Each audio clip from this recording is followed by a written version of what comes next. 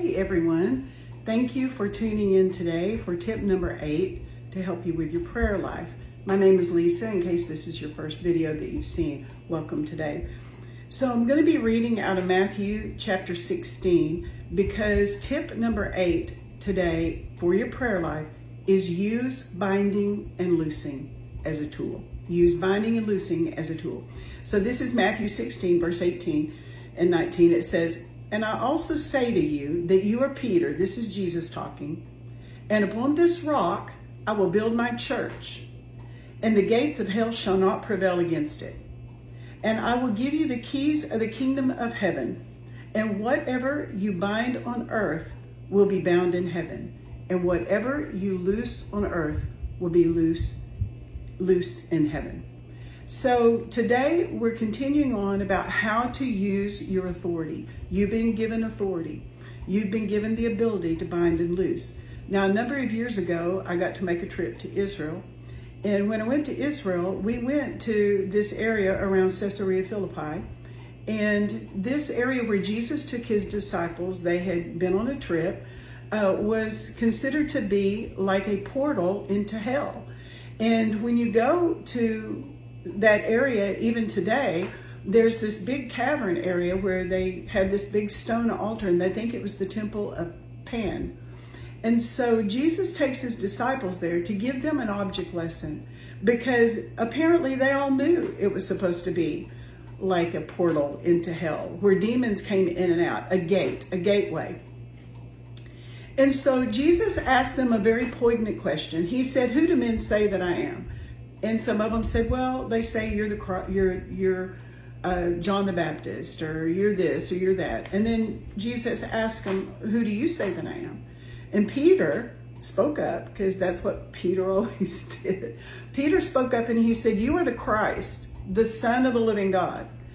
And Jesus commended him on this. He said, "Flesh and blood did not reveal this to you, but my Father in heaven, he revealed this to you."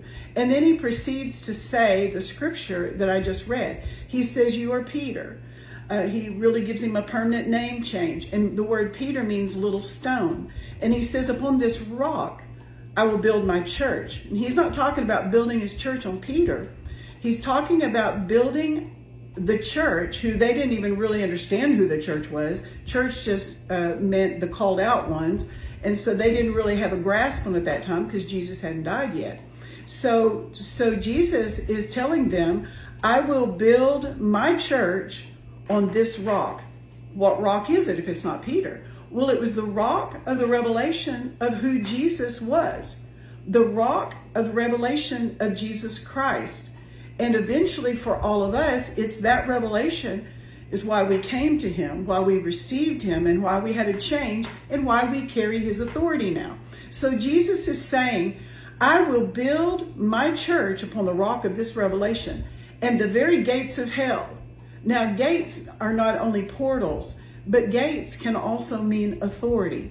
It's like in the scripture, when a man when he sits at the gates, that means he's probably part of the governmental system of that particular city.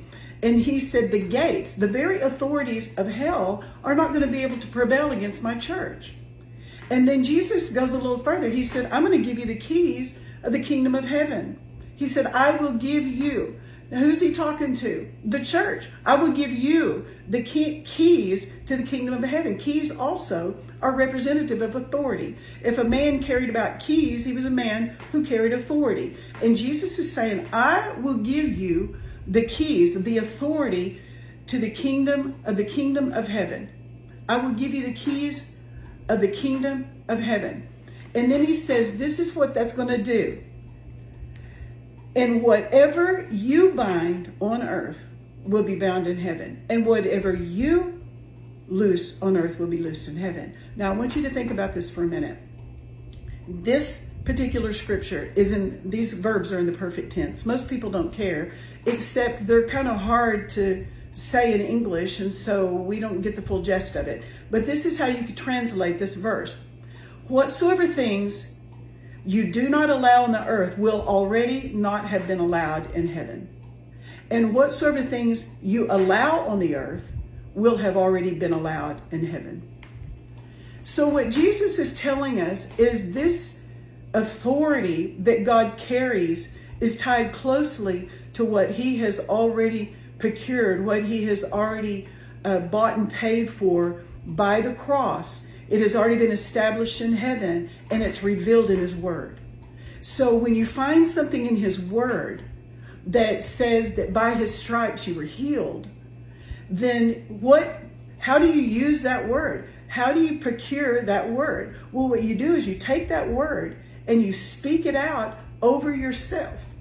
Pardon me. You speak it out over yourself, and you are binding anything that comes against that healing over your life or over your children. People give things up far too easily. Don't give it up that fast. Go kicking and screaming. If you die, you're going to heaven, so what will it matter that you gave it all before you went? Give it all you've got. If you know it really shouldn't be your time, then you take what has already been bought and paid for in heaven on the cross, which healing is one of those things. You bind the devil off of your body because it has already been not allowed in heaven. And you lose healing on your body because Jesus has already procured it, bought it, paid for it, and secured it in heaven. You have the ability, and the church world, boy, we have no idea what we are like when we come together corporately. Oh my gosh, we think we come together to give accolades to somebody, to give an offering, and just hope we don't sin for the rest of the week. We have no idea how far this authority goes and how we have the ability. We tell it no, whatever it is that Jesus says no to from the heavenlies, we tell it no in the earth. Whatever he says yes to in the heavenlies, we tell it yes in the earth. I'm telling you, there is a higher place to live than maybe where you've been living. It's going to change the way you pray. Use that word. What Jesus has secured is yours. Speak that word. Bind the devil. Loose the promise of God. All right, guys, I hope that helped you today, and we'll see you soon.